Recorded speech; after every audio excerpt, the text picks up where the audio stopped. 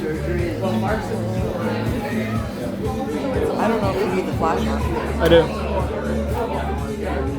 Really? Yeah. Ready? We're ready, Bill, we're ready.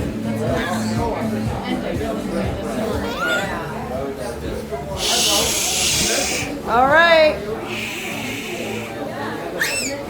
Okay. Attention, attention. Thank you everybody for coming. My name's Michael, and I work for the city of Miami. Worked there for, thank you. One person likes the city of Miami. Thank you. It's about 6 years, and I decided to write a novel, fictionalized events, but based on real investigations I've done in environmental crime around the city of Miami, finding the source for many years now, and I think it's a very interesting job, and I just wanted to share it with people through the lens of my fictional novel. But today I want to present environmental education because, you know, environmental crimes are not on everybody's radar, and I want everybody to be aware of it so they know what to spot and how to report it. So let's get started.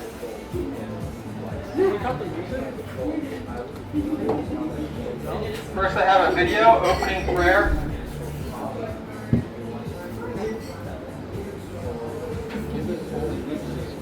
This is me at church.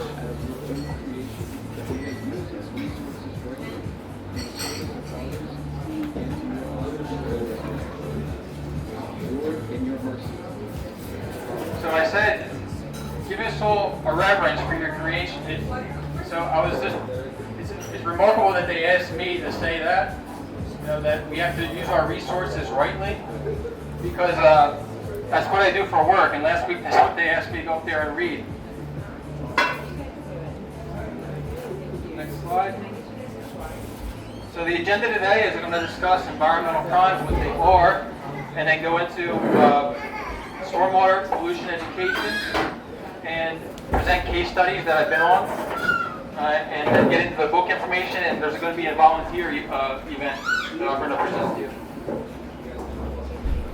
So the types of environmental crimes in the city of Miami are very urban oriented crimes. If you're like in Africa, you might have like safari poaching. We don't really have that kind of deep environmental crime in Miami. We have illegal dumping, construction runoff, fuel and oil discharge, storm drain contamination, and ground contamination. But so why do so many perpetrators of these crimes go unpunished? Well, for one, it's really difficult to find evidence that they did this, and two, political corruption. Why isn't environmental crime on the radar like other crimes? Well, determining the cause is difficult, and environmental laws are pretty complex, and the enforcement expertise is limited. For example, you know, I'm somebody that is one of the enforcement expert. I have an expertise in enforcing environmental crime, but I have a background in survey engineering, reading plans, background in environmental studies, so I have a passion for the environment. I have a background in geography, so I have very good spatial awareness. I like being outside, I like being out in the heat, the cold, the rain. So I don't mind being outside. So most people today, they like to work on their butt all day. So it's hard to find somebody that's able to go out there and do that and enforce these laws. And even our police force might not even know that they have environmental codes and laws that they can enforce. Just the other day, I saw a police officer pull over late at night a scooter rider for an illegal U-turn, just a petty crime. And across the street, there was a restaurant that had the whole sidewalk covered in bleach, and they were washing everything into the storm drain. And I said to the policeman, "What are you doing? Go arrest the guy. Like, I have detectives in downtown Miami. We arrest people for doing that." And he's just, you know, being fat and lazy and doesn't know the rules, that there's more serious laws going on. So what are the shortcomings in control? I would say, I'll go down a little bit the volume. Yes, sir. Thank you. So what are the shortcomings in control and prosecution? I'd say communication is not open between environmental authorities and the police. So the beginning, it was a really difficult task for me to do my job because it's hard to scare people without police into stopping, what they're doing as far as committing environmental crimes. So now I have the liberty of being connected with a new environmental crimes unit that I can collaborate with. But most cities, they don't have authorities that are collaborating with the code enforcement, environmental code enforcement officers, and just stormwater inspectors. So why does environmental crimes continue to happen? I'd say that our penalties are too low. Most of these corporations, big developers, don't pay $2,000 fine. They don't have a problem with that. And from the top down, the oversight is very limited. They're building an 80-story project. They don't really care about the ground level because they're on the 50th floor and they got a lot of engineering to do to go on up there. So they're letting workers on the first floor do whatever they want, and they have to go around and educate everybody. Like, I don't know if anybody's here, the mom or a teacher of it, but that's kind of what I feel like. I have to go around and tell everybody every week that they can't wash silt into the roadway, and it's just getting annoying.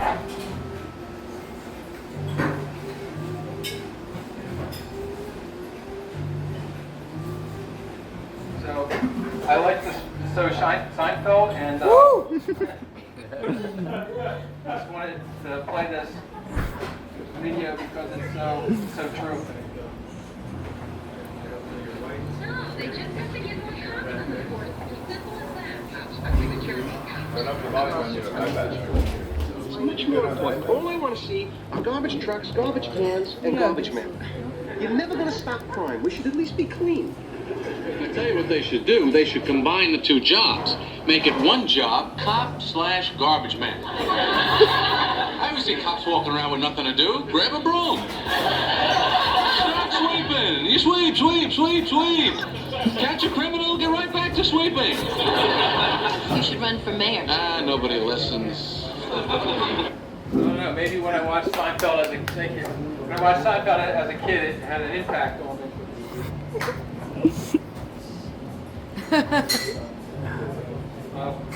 So I'm going to explain really quickly what this is.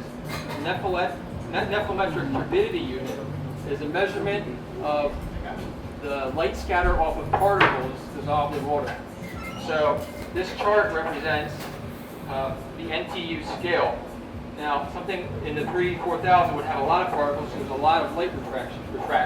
Now, the EPA does not allow over 2,900 NTUs, right over there, to go into a storm drain. Anything more than that, it's illegal for that color to go into a storm drain.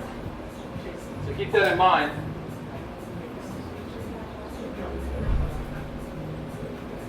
When you look at a picture like this, that looks like it's over 1,000 NTUs.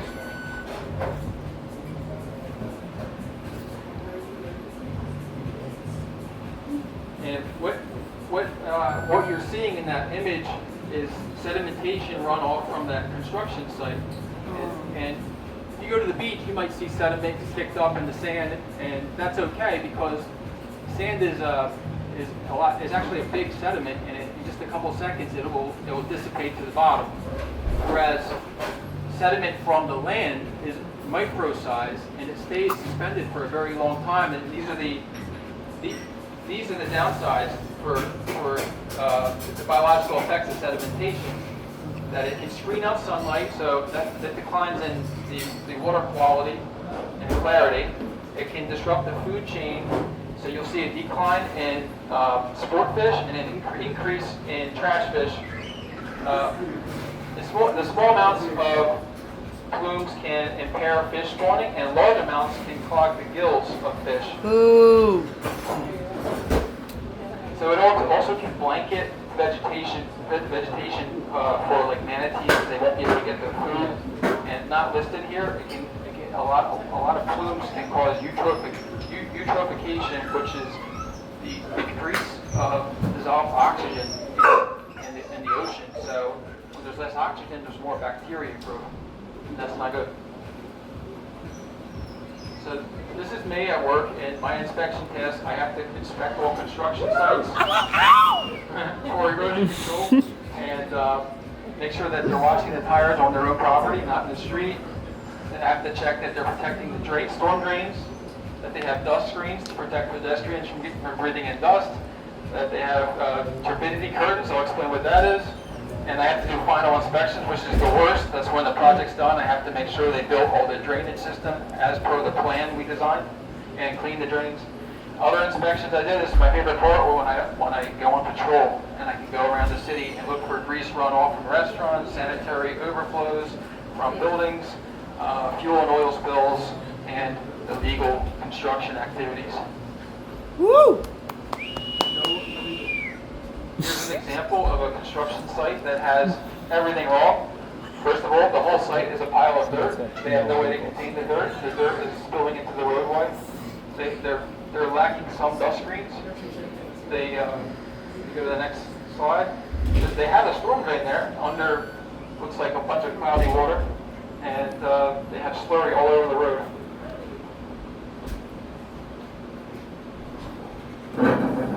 Some of these slides are taking longer to load. But silt fence is, what basically a silt fence is a woven fabric tied to tin poles, and what I check for is that it's buried 4 inches at least into the ground. 8 inches is the best, but it has the purpose of a silt fence is to allow for stormwater to run off slower and to prevent silt from running out. So it's an erosion control device, and when there's 2 layers of silt fence, it's more effective. Here's an example of an improperly installed silt fence. So it's above ground, it has to be buried in backfill. And over there you see that one is not attached to the post. Wow. Here's an example of what happens when you don't have an effective silt fence. You get a sediment flow to the bay. This image was actually taken by a man over there, and Bobby, and it was posted by a friend of ours, MJ. Yeah, that's wild, right? So Yeah. that was after just like a super heavy rainfall, and that came from that 395 construction site with the arches that they're building. Yeah. And they didn't give a shit for a long time. Yeah, I will say that once he posted it or sent it to somebody to post, the city was made aware, because this happened after hours, and I came out after hours overtime, and this is what I saw.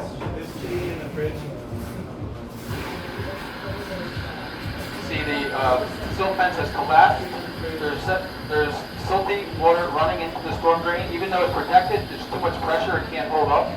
And what they do have a silt fence, but what they did wrong is the piles are way too big for that little silt fence. They should have stacked the piles way farther back, set back, and maybe had 2 layers of silt fence. So the following week they got a violation and they installed 2 layers of silt fence. This is an example. Okay, this is another part of the DOT project, but all the dirt ran onto the roadway, and they could have had a silt fence. But if this was used as a driveway, they should have had rock and filter fabric underneath, because the tire marks would track it into the roadway. So I have to check. This is sediment rock. They have to have that compacted on top of filter fabric at the driveways. They have to wash the truck tires before they leave. Optional would be to add rumble racks to help with the drainage of when they wash the tires. They could also have these ground guards, these yellow guards. If you just see a dirt road going at the back of the sidewalk, that's not allowed for a construction site. They have to wash the tires on a specific erosion control method. Storm drain inlet protection. I'm sure everybody's seen these like sock-looking things or nets under the grates of storm drains, and that's designed to filter out silt and other debris from going in. However, most of the time I have to check because they don't install them properly, and there'll be silt that can still get in. So it's a square inlet, and they put a round thing out on the street like this one. It's not effective at all. So the last safeguard would be turbidity curtains, and those are installed in the waterways. So They're the last resort in case silt does get in the system, and they're designed to contain the silt and let it flow out slowly and through the bottom. Here's an example of a turbidity curtain working effectively. You can see it's all the white Nice. salty water is contained inside the curtain. And let's say that bay is 10 feet deep. The curtain would be about 4 or 5 feet long, so it would slowly filter out 4 or 5 feet under the curtain. So it wouldn't be a bad environmental. It wouldn't be as bad an environmental disaster because it's containing it and letting it flow out slowly. Here's an example of a curtain that's possibly damaged and not linked and hooked up right, and it let the silt go out to the bay. So we have to check to make sure it's floating properly and tied tightly to the seawall. Here's some more examples of loose curtains not tied up properly and the silt runoff from construction sites getting out to the bay. So restaurants have to maintain their grease traps, and often they don't. And I have to go out and inspect in case they've impacted the storm drains. Usually the county would send an inspector monthly or periodically to make sure they pump it out. But if they do have an overflow and it affects the storm drain, and I show up and I see pots dumped like this, and it's a sign that they're not taking good care of, because they have to store their pots of grease and more properly. They have to store it properly, and they have to not let it get out into private property. There's also illegal activity. This is a surveillance camera we got in Wynwood that picked up women at a pizza place dumping grease into a city storm drain, and they were apprehended by the police for this. And the company was forced to clean out our storm drains because, grease and solid waste is very bad for our drainage system because it's solid, and over time it will clog our pipes. Here's an example off 36th Street in Miami. It was one of the worst dumpings of grease into a storm drain, probably done by a by a cooking food truck late at night. This was the inside of the drain. And this one made it into the book. This is a sanitary sewage overflow. So there's storm drains, and then there's sanitary drains, are excrement. And they're separate systems, but sometimes buildings will flush baby wipes or grease down the drain, and it will clog the pipes and overflow onto the street, and then it's a big sanitary issue. So when I see this, I have to stop, pull over. It's still nothing lovely to smell at 9 o'clock in the morning when you're drinking coffee, when you pass by this. Here's another example of a storm drain overflow. It actually happened last year on my birthday, so happy birthday. Wonderful smells. September 16th. So we do have the scavenger vessel. This is a real treat the city of Miami has, and we have inspectors who make sure that our boat captain is cleaning the right parts of city-owned coastal areas in the city of Miami. The scavenger vessel is equipped with a jet filtration system. It will intake dirty contaminated water and filter it and inject oxygen back into the bay. Great. Woo! So there you see the bacteria. That's great. And it draws it in through its claws. It can even pick up trash and then dump it into a basket. It brings hundreds of pounds per day into our trash center of trash. And it usually leaves things very clean after it leaves. And there you see a very happy dolphin, I think, in the bottom right. Oh. He's happy. I have a video.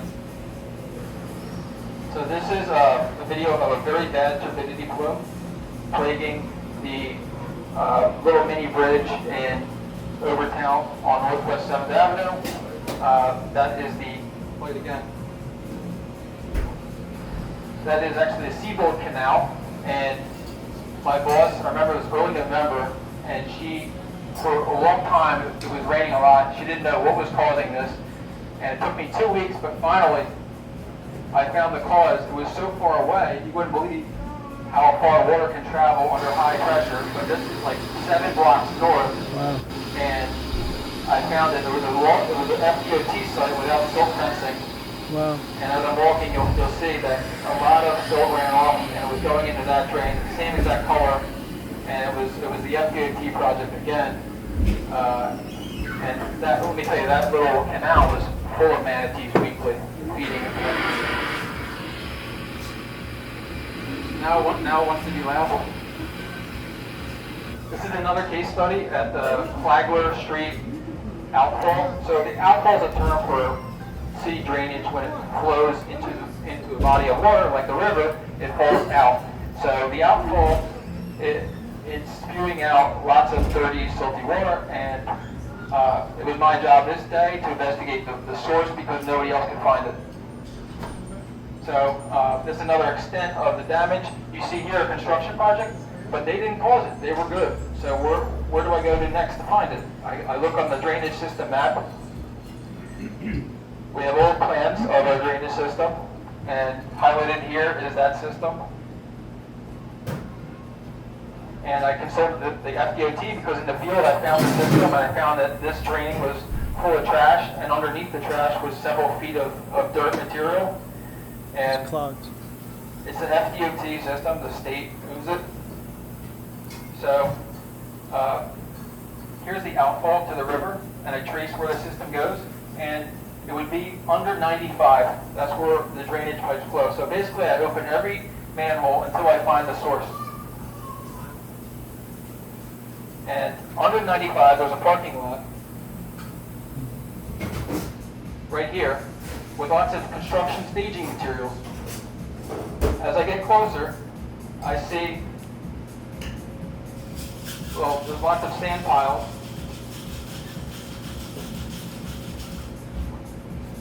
And then there's one storm drain.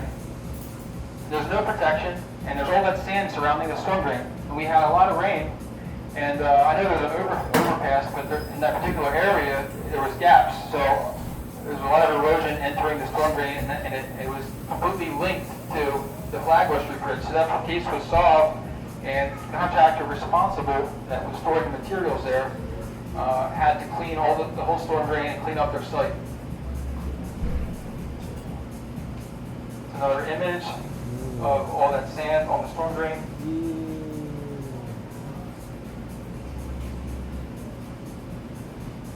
And I'm going to end on a positive note. I see dolphins all the time when I'm inspecting the coast. Thank you. This one I named Elvis. Hi, Elvis. That's nice. Saying thank you, Michael. Thank you, Mike. Woo!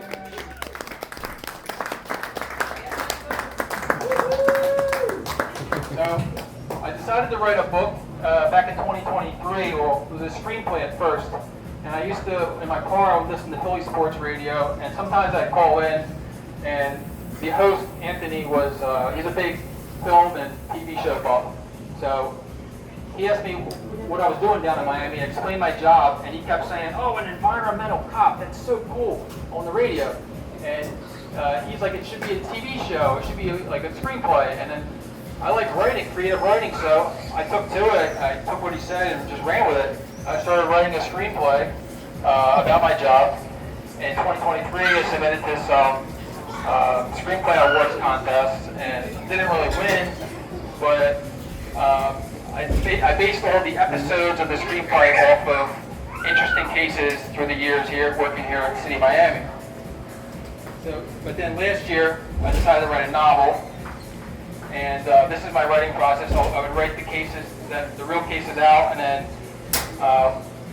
identify the best cases that would be cinematic, match the real incidents to fictional plots, and I would organize it through themes. So if one theme was about spills, or one theme was about political corruption, I'd organize the correct episodes.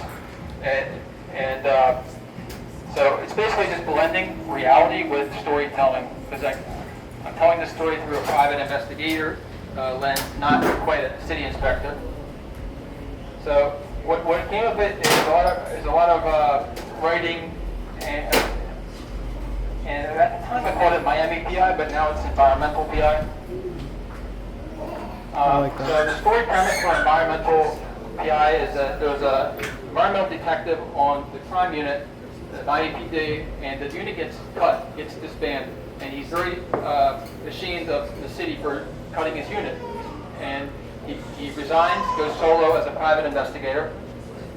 Now this all takes place in 2021, Miami post-pandemic, when there's an influx of affluent people coming here, and his rent goes up, and he just resigned, so he bottoms out, and he faces adversity, trying to become a private investigator, and he needs a big break.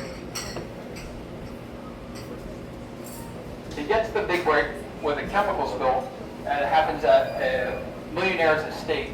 And the millionaire is wealthy, very old money, and he's an environmentalist. He encounters like a sidekick female to help him on this investigation, and what they're embarking to do is it's an environmental investigation that they cover. It could be connected to political cover-up of an environmental crime. So my character's Quest McLean is the main character. He's a physically capable guy. He doesn't stand for injustice. He's motivated about protecting the city of Miami, and he's got a strong desire to serve others. Charles Deering is the older. He's like the most layered character. You know, he's the old money guy. He's got strong environmental principles. He's an environmentalist, but he's pragmatic. He's sensible, and he has a historical memory of old Miami. He remembers everything that happened in Miami in the past, like 70, 80 years. Wow. There's Irina. She's the city engineer. She's like in her 60s. She's a Russian or Ukrainian American. So she's very sharp with her tongue, and she stands by the law, stands by the book. She's very direct, and I think out of all characters, she's the funniest. And she's got this cutting jokes about her, and it's very sarcastic, but she likes to joke about and flirt with younger men, but it's always sarcasm. And then there's Detective Dubois. He's the inside guy. He's a friend of Quest from when he was on the force, and Quest McLean stays in contact because he's like the friend that's still on the force that's legitimate and can help back off Quest. And then there's a female supporting role in each short story. They all have different personalities, but the point is the females kind of get mixed into, they get caught in the mix of the investigation, and they can be in danger sometimes.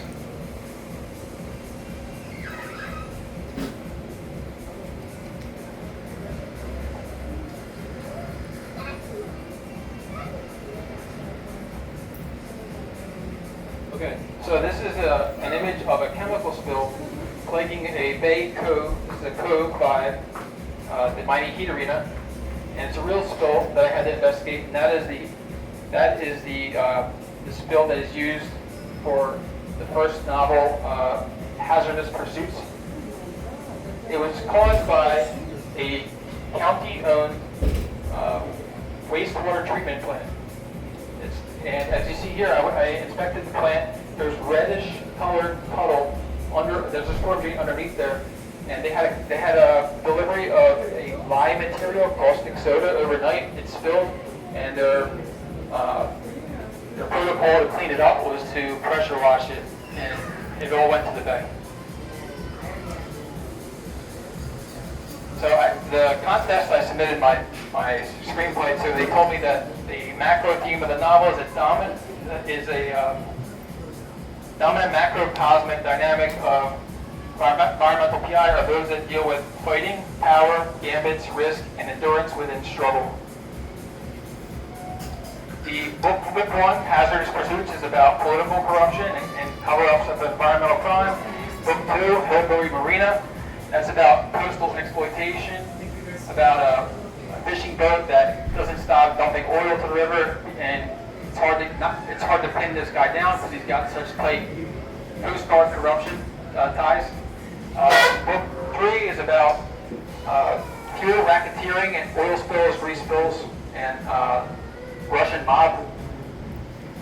Book 4 is about survival under pressure. I tied it in with, I used to play rugby, I tied it in with something happens with the rugby team and the main character, and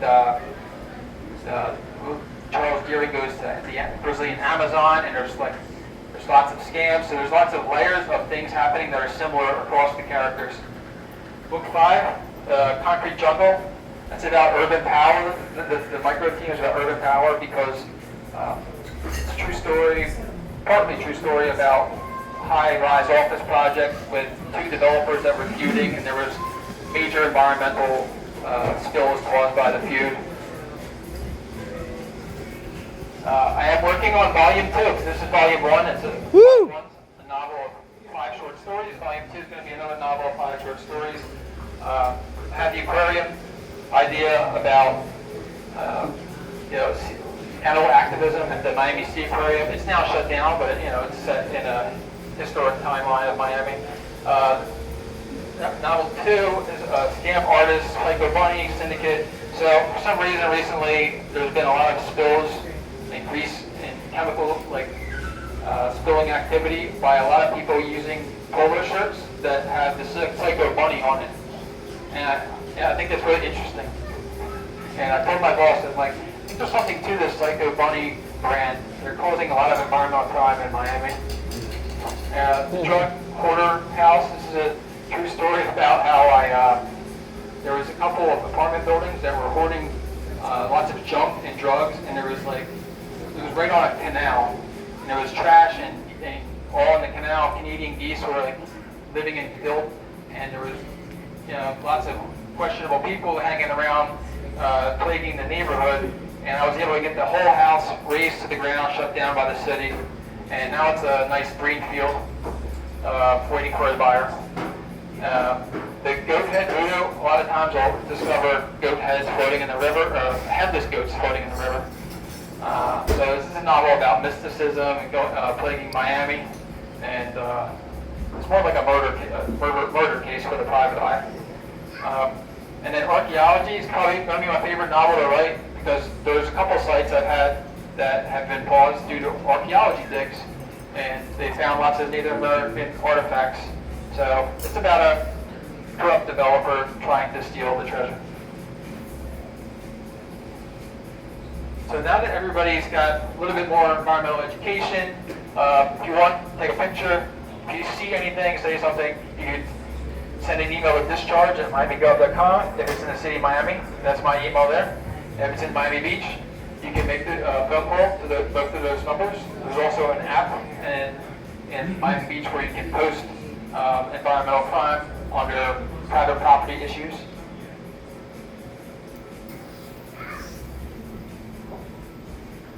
Okay, there's also a beach cleanup event. It's going to happen on MacArthur Causeway. It's run by Clean This Beach Up. So if you go to Instagram and you type in Clean This Beach Up, you'll be able to just follow it and stay tuned for when they post about the beach cleanup event. It's going to be Saturday, April 18th, probably in the morning. So stay tuned for that. Okay, and anybody have any questions? That concludes our meeting. Woo!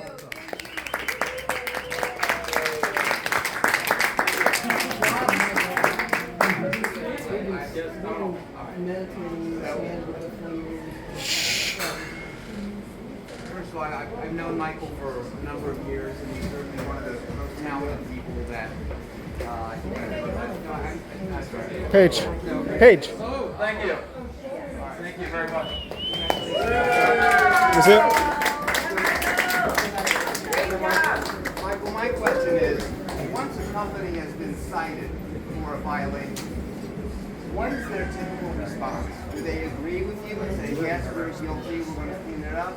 Or do they contest what you have cited as a violation and say, no, we didn't do this, or somebody else did this? Or in other words, they're not really accepting that violation. What is the typical reaction you get? Photo evidence is photo evidence, so it's hard for them to contest. The only way they have success contesting is if they can prove they didn't start the project yet, if it wasn't them, and if they have evidence of somebody else doing it. But I would say 95% of the time they did it and we're right because we're very skilled inspectors and we get pictures. But there are those incidents where they contest it because they feel that their reaction was quick enough to stop it, and they have higher authorities in the city. For example, the Miami-Dade County I've sent the most violations this year of any company. I've sent it to the Miami-Dade County, and they've appealed almost every one, and they don't clean up after it. Next question, anybody? Thank you for Another. what you do. Huh? The animals love you. Thank you on behalf of the environment. Thank you. Bobby. Who swims in the ocean here? I Anybody do. jump in the water? Yeah. Sometimes at the bay. I don't know. Just on that level, you see what I see, like filtering into the bay. You do not want to be in the water, right? And so a lot of what I do is just send him things. He shows up within like 20 minutes if you message him or the report gets out, and he's on top of it immediately. And you've made a big difference already. Like that major construction site barely releases anything into the water. But for me, just on a very basic level, I don't want to be in the water, in the ocean, if this continues to happen. They do water testing and it's not all good. So I think that's just a real simple reason why to stay on top of this. It's just, look, man, I'm in the water's unhealthy, I'm gonna be unhealthy, right? Just animals, of course, but for me, that's a personal thing. We need a documentary on this book. Well, also too, last year I saw one of those goat skulls right down here on South Point. I was walking in, and I looked down there, and sure enough, it's right where all the boats come in. A goat head? What'd you say? A goat skull, just like your new volume 2. Yeah. I saw one of those goat skulls, so they are real. And it was pretty insane too. Wow. Bobby mentioned that there's been a lot of change. I want to just comment. Before my section was created, I think it was created in like 2018 or something, the bay was plagued by the booming construction projects. And there was lots of runoff, there was no inspections, and there was thousands and thousands of fish belly up back then. There was like a red tide growing in the bay. So we've come, even though there's still testing and there's still problems, we've come a long way in just 7 years probably. Absolutely. Good job, Mike. Question, because I know you were just mentioning it. What kinds of bacteria are you guys finding? I do a lot of swimming. I don't in the bay, but the regular. The regular ocean. Yeah. Fortunately, we just tested the coastline and it's loaded with fecal bacteria. Oh. It's human fecal. You mean not right here? fish. Right here? There's been high levels in Miami Beach as well, yes. But I mean, that was just maybe in the fall. Do you suggest Would you people not suggest swim? a Yeah. different road to go in between? Like, to I would suggest following MiamiWaterKeepers.com, Yep. and they put out their statistics weekly about what's going on. What they tested. Yeah, I After remember. the rain, it's tough. Yeah, after any rain. Yeah, I remember seeing a notification about that in the fall. Have any involvement with drinking water? With drinking water. Drinking water, yes. Do you have any involvement with it? I don't have any involvement in drinking water, but I've seen some studies that most of the bottled water we buy is contaminated. So is the Miami Beach water supply, apparently. Their tests for so-called forever chemicals. Yes, so There's incidents online suggesting failure and non-optimal safety. so we can all make choices. We can buy really good filters. We can buy shower head filters and try to avoid whatever they're putting, metals, toxins into our water supply that aren't filtered out. But again, all of our water comes from Southwest Dade County. There is a obviously it's pumped out of the aquifers, deep caverns that hold water into the soil, but they filter it out there. They pump it this way, so whatever it's picking up in the pipes is not getting filtered out. Unless you have a UV light filter at home, so we can always upgrade our filter systems in our house. Any questions about the book? Well, we have plenty of food, and feel free to grab a drink at the bar. Mike, where can we buy a book? Oh, on Amazon. There's the flyer that's on the bar right there. There's a QR code, but you can just also just type in environmental PI, private investigator, on Amazon. Is there a PDF? Are you selling any? There is a Kindle. You can download the Kindle. It's only like $5.99 or something. Is there an audiobook? Audiobook's coming. Waiting for. I want to get a real person to narrate it, and you can download an app, and apparently the apps can do it instantly for you, Audible or something. But I would like to offer a real life narration. All right. Yeah. You're the man. Thank you, Mike.